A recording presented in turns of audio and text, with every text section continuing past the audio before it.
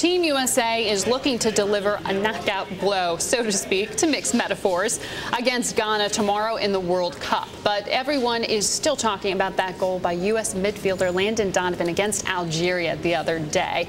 Did the game winner finally turn America into a nation of soccer fans? Joining us with some perspective is former Team USA goalkeeper Tony Meola, also a UVA attendee, which I like to hear. Wahoo wah. That's right. So tell me here, with this goal by Landon in the last minute, I mean, we saw the pictures. You heard people in this newsroom erupt, offices all around the place. But does that one-time win and that moment translate into soccer truly catching on in this country? Well, certainly from a soccer standpoint, it was an exceptional day for U.S. soccer history.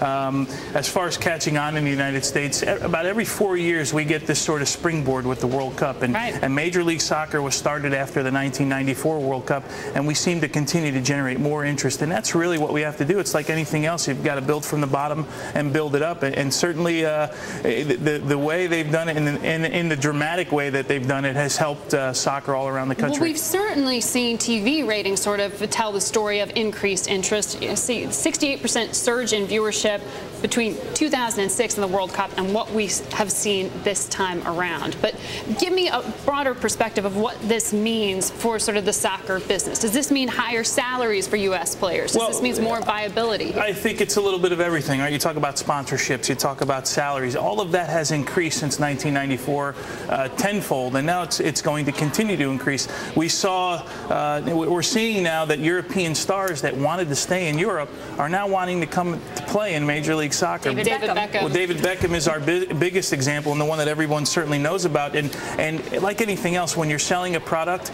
you want the world to know about your product. It doesn't matter what you're selling.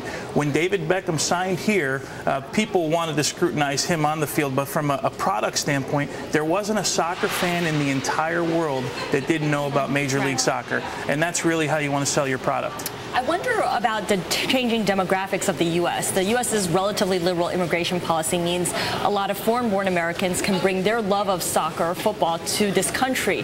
How does that factor into the popularity of the sport now, going forward? I look at my own life. I'm first generation here. My mom and dad were both born in Italy. That's my descent, and certainly they brought the love of the game to me.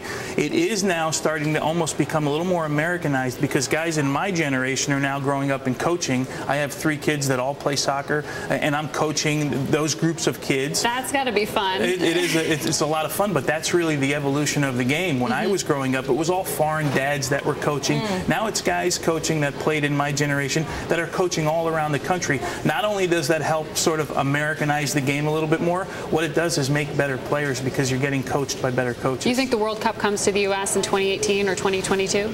Well, certainly we've proven in 1994 that we're ready for the World Cup. We have the infrastructure in the United States. We don't have to build stadiums. We know how to put on big events. That's what we do in America. And certainly, if you're interested, you can go to gousabid.com and show your support for the World Cup coming here. But certainly, it'd be a huge boost for the sport in this country. Okay, we've got to leave it there. But very quickly, odds for this weekend's matches. 2-1 USA. 2-1.